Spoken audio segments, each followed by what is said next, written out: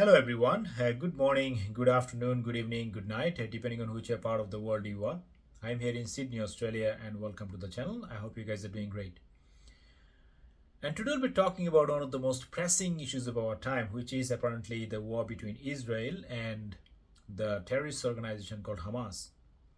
Now, there has been protests, there has been unrest, there has been demonstrations all over the world by the supporters of Palestine. And from these protests, these demonstrations, there are two things that are coming out that are very, very striking and, in my opinion, very hypocritical. Occupation of Gaza, and of course, Israel is an apartheid. Now, just before making this video, I had a look at Wikipedia to see how many Muslims live in Israel. And I found out that it was about 1.7 million. Roughly about the same number of people that live in Gaza.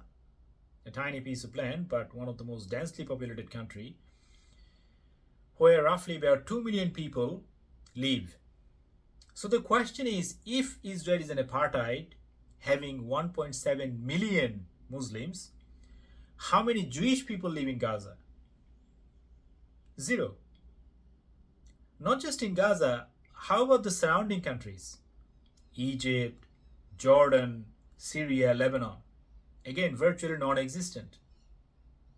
So zero Jewish people live in all these countries, and 1.7 million Muslims live in Israel alone, and apparently Israel is an apartheid.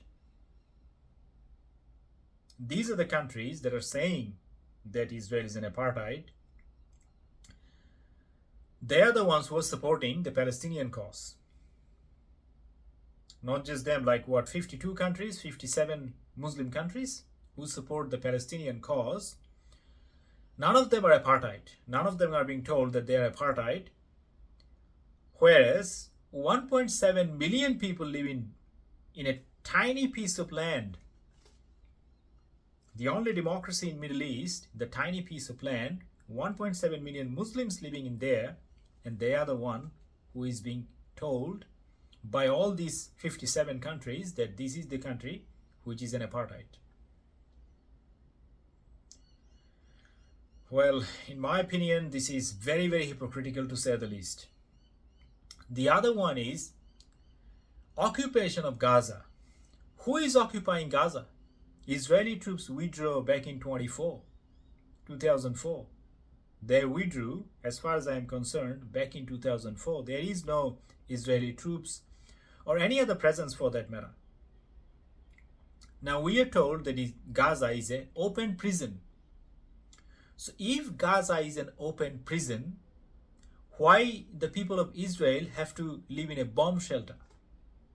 You saw how the barbarism unfolded on 7th of October when about 5,000 rockets being fired to Israel from Gaza alone. 5,000 rockets were fired and the people ran into the bomb shelters. So if Gaza is an open prison, what is Israel then? What is Israel? Do you think that people who live constantly under the fear of being murdered by a rocket falling into their land, do you think, is it an open prison? Does this qualify to be called as an open prison?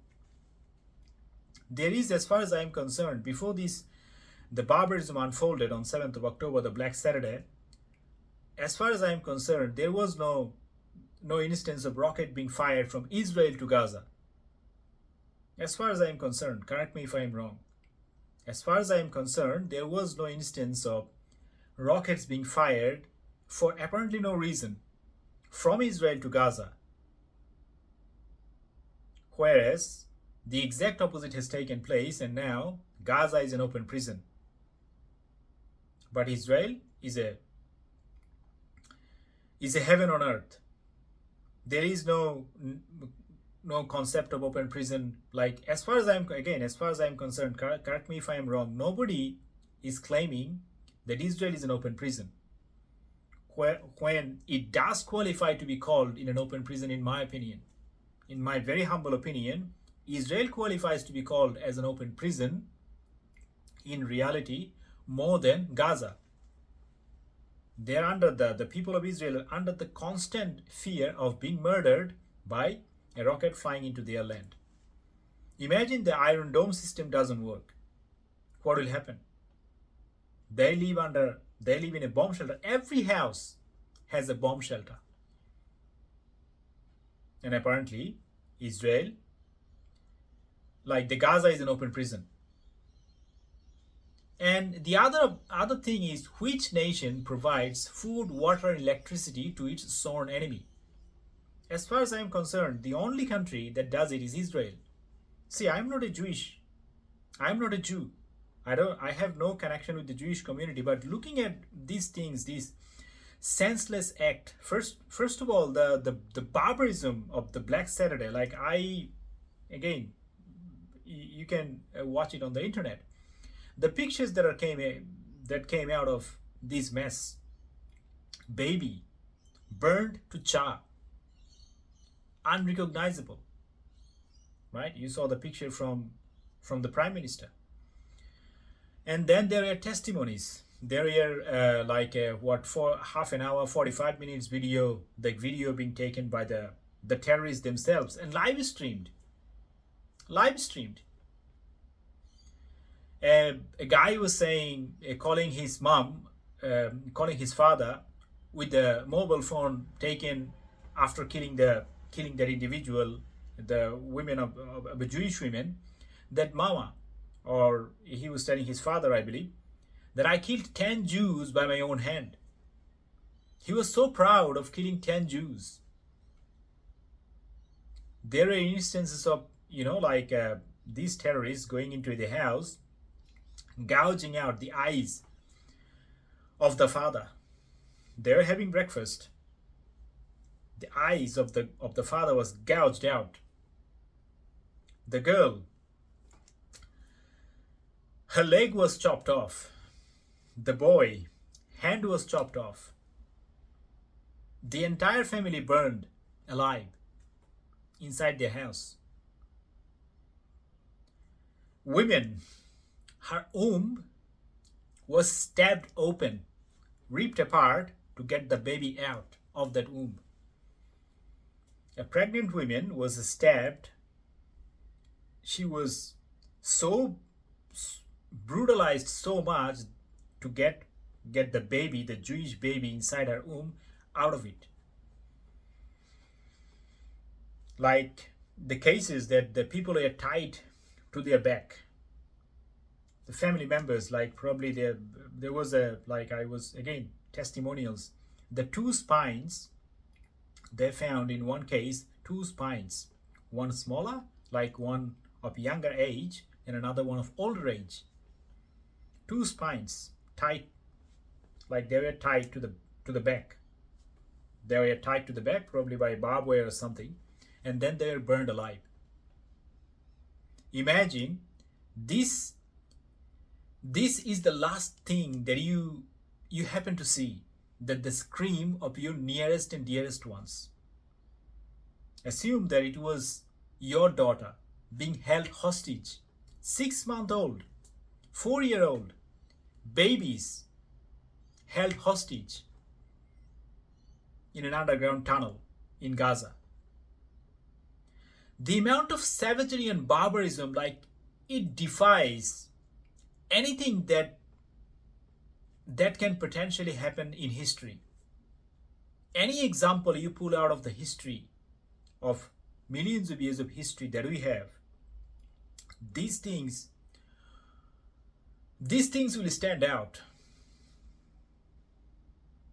The savagery and barbarism that has been perpetrated, burning people alive, beheading babies, butchering and beheading babies, innocent people, live streaming them, calling their parents that, oh look, I'm proud. And we keep hearing that Israel is an apartheid. We keep hearing that Gaza is occupied, but there is no protest anywhere in the world anywhere in the world for the hostages of the Israeli people. What, 200, 240 of them held hostage? And among these hostages, who are these hostages? Babies, 6-month-old, 3-year-old, 4-year-old, infant, toddlers. Imagine that's your daughter, that's your son. So, whatever you want to say about these Palestinian protesters, the only thing that comes to my mind, again, I'm trying to be as humble as I can be. Savages.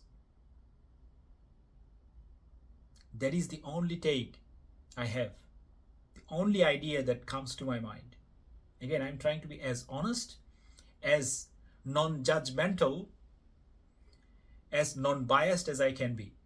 Again, I am not a Jew. I have no connection with the Jewish community, but looking at what's happening, the protests, unrests, people are chanting, river to the sea, and all these things. In Sydney, gas the Jews on 7th of October. Gas the Jews, 7th of October. So I don't think what else can it be said, but in my opinion, these people are simply savages.